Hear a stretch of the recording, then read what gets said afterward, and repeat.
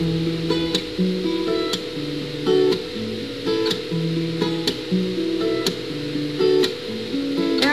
tayo ay magkasama, magkasama lagi sa eskwela.